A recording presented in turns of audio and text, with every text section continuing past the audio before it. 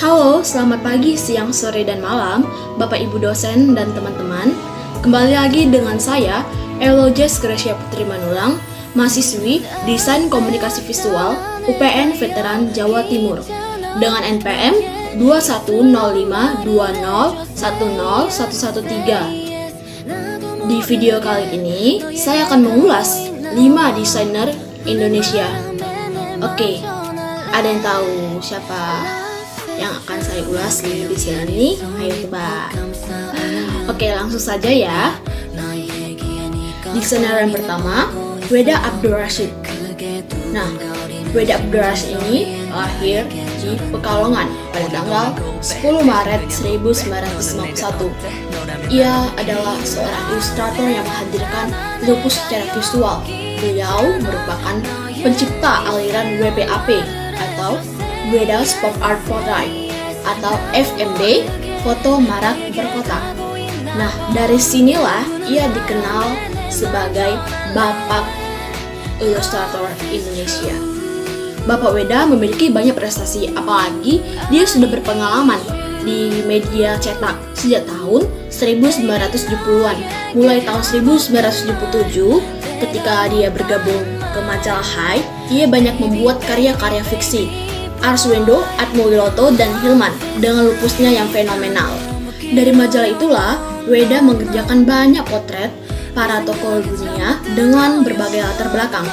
Tokoh politik, musik, seniman, bahkan tokoh-tokoh fiktif. Bapak Weda memiliki style visual, ilustrasi, gambar wajah. Mengapa dia mengambil style tersebut? Dikarenakan daya penglihatan beliau sudah menurun. Nah, sejak mencapai usia 40 tahun, Bapak Weda ini sangat sulit untuk menggambar wajah yang detail dan realistis. Bapak Weda kemudian mencoba ilustrasi dengan gaya kubisme. Nah, dari gaya ini, ia semakin tumbuh dan semakin populer di bagian pop art. Nah, gaya inilah disebut dengan WPAP, Weda's Pop Art Portrait. Ia memiliki banyak karya, 3 karya diantaranya. Yang pertama, karya ilustrasi wajah Pak Jokowi. Yang kedua, karya ilustrasi wajah cucunya yang bernama Bernie Firolsati. Yang ketiga, karya ilustrasi wajah Muhammad Salah. Semua karyanya memiliki teknik dan bentuk yang khas. Dapat kita lihat dari 3 karya sebelumnya yang saya tampilkan, beliau menggambarkan wajah para tokoh tersebut dengan menyusun mosaik warna yang dipecah menurut faset-fasetnya, bukan dalam pengertian kubisme, tapi beliau menggabungkan ragam warna itu secara harmonis, sehingga ia dapat memunculkan wajah tokoh yang digambarkan. Desainer yang kedua, Djadjono Abdi.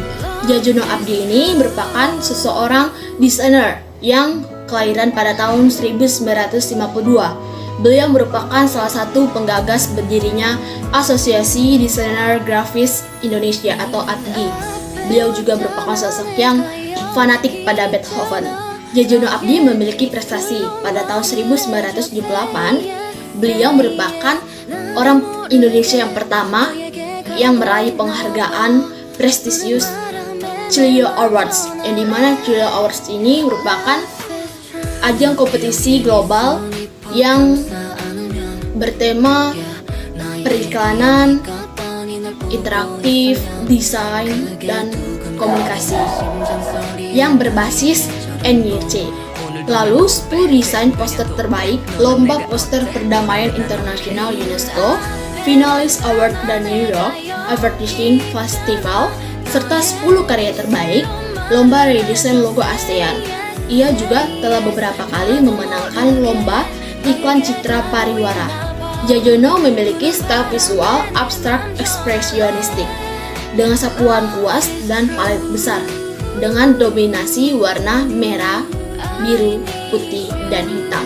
Ia memiliki banyak karya, 3 karya diantaranya. Yang pertama, logo 50 tahun Indonesia Merdeka pada tahun 1995.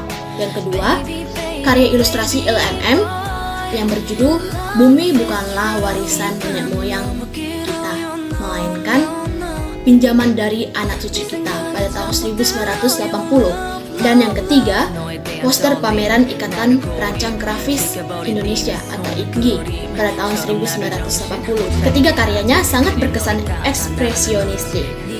Desainer yang ketiga, Hani Kardinata. Hani Kardinata merupakan seorang desainer grafis senior Indonesia yang lahir pada tanggal 7 Januari 1953. Ia juga dikenal sebagai penulis sejarah perkembangan desain grafis Indonesia. Hani Kardinata telah dianugerahi berbagai penghargaan, yaitu Certificate of Distinction dari Art Direction Magazine Amerika Serikat pada tahun 1987 dan 1992. Pemenang pertama kompetisi poster kantor Menteri Muda Urusan Peningkatan Produksi Dalam Negeri atau UP3DN pada tahun 1987 dan sertifikat Paul IPO dari 1992. Kardinata memiliki style visual berbasis vektor. Ia memiliki banyak karya, 3 karya diantaranya. Yang pertama, buku Desain Grafis Indonesia atau DGI dalam pusaran Desain Grafis Dunia pada tahun 2016. DGI merupakan sebuah lembaga yang berkolaborasi dengan tujuan pengembangan desain grafis Indonesia melalui pencatatan sejarah, pengarsipan artefak, dan berbagai kegiatan lainnya. Kini, DGI berperan sebagai pusat data, kajian, dan media informasi desain grafis Indonesia. Yang kedua, poster LMM buatan Indonesia mengapa tidak pada tahun 1987. Poster LMM ini memiliki elemen desain, yaitu dasi kupu-kupu dan tas belanja yang memiliki label buatan Indonesia dan berwarna merah, putih, dan hitam. Dan yang ketiga, Corporate at Jarum pada tahun 1978. Warna relief candi dan selain terdapat gambar cap rokok, tembakau. Dan yang ketiga, Corporate at Jarum. Dan yang ketiga, Corporate at Jarum. Dan yang ketiga, Corporate at Jarum. Warna relief candi dan di selain terdapat gambar cap rokok jarum yang benar-benar bau tembakau. Desainer yang keempat, Irfan Noman. Irfan Noman merupakan sosok desainer yang mempelajari desain arsitektur interior. Nah, beliau lahir di Bandung pada tanggal 10 Oktober 1926. Beliau juga merupakan sosok pendidik, master desain, dan pemikir progresif humanis yang membawa bangsa Indonesia kepada pemikiran ekonomi kreatif. Penghargaan yang pernah diterima Irfan Noman yaitu dari Gaikindo, How Design, Apple, IT Bank, Citra Pariwara, dan lain-lainnya. Style visual Irfan Noman yaitu mengarah pada konsep ekonomi kreatif. Ia memiliki banyak karya. Ia telah mendesain dan mengembangkan 4 seri produk bersama Vivere.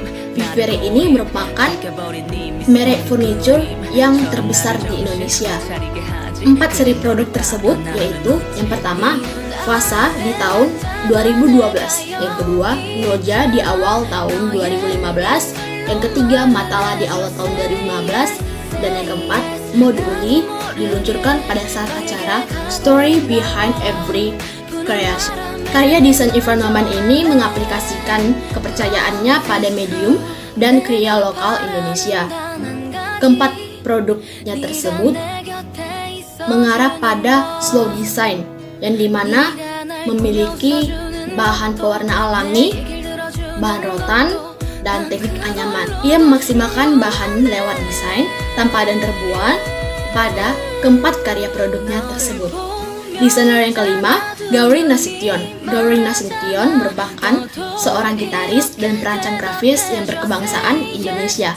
Beliau lahir di Jakarta pada tanggal 26 November 1950. Beliau mendapatkan penghargaan Anugerah Musik Indonesia kategori perancang grafis terbaik.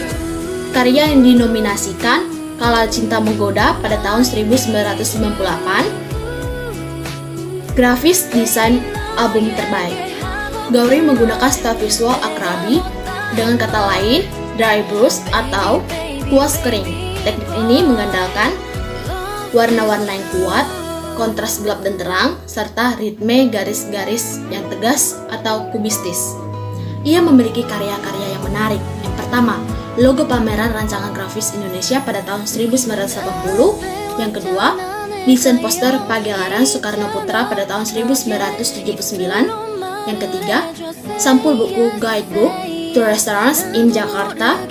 Ketiga karyanya memiliki aliran gerakan diam dan tenang pada komposisi elemen dan warnanya bermuara pada satu area atau objek saja. Ilustrasinya berkomunikasikan kromoinggil. Karya-karyanya menampilkan kesadaran bagaimana ia menyandingkan desain gambarnya dengan bentuk-bentuk huruf demi mencapai totalitas karya secara baik. Mengenai desainer favorit saya, dari 5 desainer yang saya ulas tadi, saya memilih Bapak Weda Abdul Rashid. Mengapa? Karena beliau merupakan sosok yang berusaha yang sudah menghadirkan lukis secara visual yang terkenal di Indonesia, dan beliau merupakan sosok pencipta aliran WPAP atau Vedas Pop Art Portrait atau FMB, foto marat berkotak. Coba bayangkan kalau beliau tidak ada, kemungkinan aliran ini tidak ada di Indonesia, ya kan? Beliau juga merupakan sosok yang optimis dan penuh perjuangan dalam menggambar wajah, walaupun daya penglihatannya sudah menurun. Nah, itulah 5 desainer yang terkenal di Indonesia yang dapat saya ulas. Mohon maaf jika ada salah kata ataupun informasi. Saya ucapkan terima kasih.